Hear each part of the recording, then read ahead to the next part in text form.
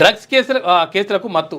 ముందుకు సాగని విచారణలు తేలని దోషుల వ్యవహారం కేసుల్లో అన్ని పెద్ద తలకాయలే కేసు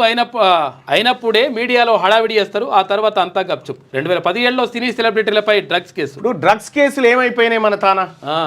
సినిమా వాళ్ళను పట్టుకున్నాము విచారించినాము చార్మి అన్నాము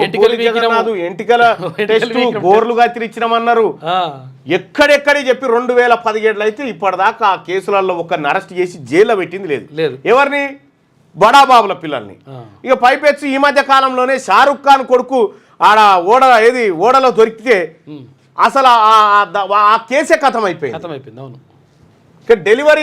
డైలీ సీరియల్ను తలపిస్తున్న టాలీవుడ్ డ్రగ్స్ విచారణ ప్రభుత్వం మారినా కేసులు ముందుకు కదలని వైనం రేవంత్ సర్కార్ వచ్చాక యాంటీ డ్రగ్స్ పై విస్తృత ప్రచారం అయినా రాష్ట్ర వ్యాప్తంగా భారీగా డ్రగ్స్ కేసులు నమోదు తెలంగాణలో డ్రగ్స్ కేసుల మత్తు వదలడం లేదు చాన్నాళ్ల క్రితం నమోదైన కేసులో కూడా పురోగతి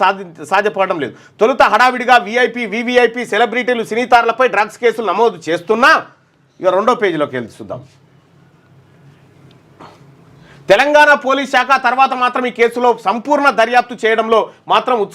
తాత్సారం వహిస్తోంది 2017లో అప్పట్లో పలువురు సినీతారుల మీద డ్రగ్స్ కేసులు నమోదయ్యాయి పూరి జగన్నాథ్ చార్మి వంటి వారితో పాటు పలువురి సెలబ్రిటీలను డ్రగ్స్ విచారణ కోసం పోలీసులు పిలిచారు అప్పట్లో సినీ తారలపైనే డ్రగ్స్ ఆరోపణలు రావడంతో మీడియా ఈ అంశానికి భారీ హైప్ ఇచ్చింది ఈ కేసులో దర్యాప్తు కూడా వేగంగా పూర్తవుతుందని అందరూ భావించారు అప్పటి ప్రభుత్వ పట్టుదలను చూసి ఎవరు డ్రగ్స్ కేసులో దొరికినా తాట తీస్తుందని అనుకున్నారు డ్రగ్స్ కేసులో అప్పట్లో జరిగిన హడావిడిని చూసిన తర్వాత చట్టం ముందు అందరు సమానులనే భావన అప్పటి తెలంగాణ సర్కారును కల్పించింది అయితే ఇదంతా బాగానే ఉన్నా ఇప్పటి వరకు సెలబ్రిటీలు విఐపీల మీద నమోదైన కేసుల్లో విచారణ నత్తనడకన సాగడం గమనార్హం ప్రతి కేసుకు సంబంధించి విచారణలో ఎంతలా హడావిడి చేసినట్టు కల్పించినా 2017 అంతకన్నా ముందు నమోదైన కేసులోనూ దోషులెవరూ అనే తేలకపోవడంపై విస్మయం కల్పిస్తుంది వాస్తవానికి డ్రగ్స్ కేసు అనేది చాలా తీవ్రమైన నేరం డ్రగ్స్ను కన్జ్యూమ్ చేయడం అనేది సివియర్ ఎఫెన్స్ అందువల్ల ఇలాంటి కేసులను రాష్ట్ర ప్రభుత్వాలు చాలా సీరియస్గా తీసుకోవాల్సి ఉంటుంది అయితే ఇంత ప్రయారిటీ కేసుల్లో విచారణలు చాన్నాలుగా నత్తనడకన నడవడం గమనార్హం కేసులు అందరు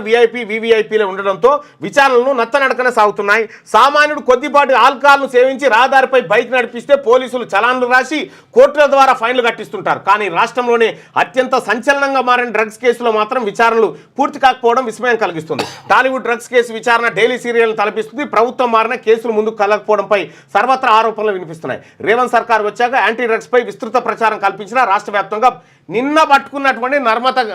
నమ్రత చిగురుపాటి నమ్రత ఆమె కేసు ఏమైంది దాని మీద మీడియా సమావేశం ఎప్పుడు పెడతారో పోలీసులు హాస్పిటల్ సిఇఓ ఎప్పుడు పెడతారో ఇప్పుడు దీనికి అప్పుడు డ్రగ్స్ అప్పుడు ఆయనే అకున్ సబర్వాల్ మీ పిల్లలు ఐఐటి ఎంసెట్ లాంటి కాంపిటేటివ్ ఎగ్జామ్స్ కి ప్రిపేర్ అవుతున్నారా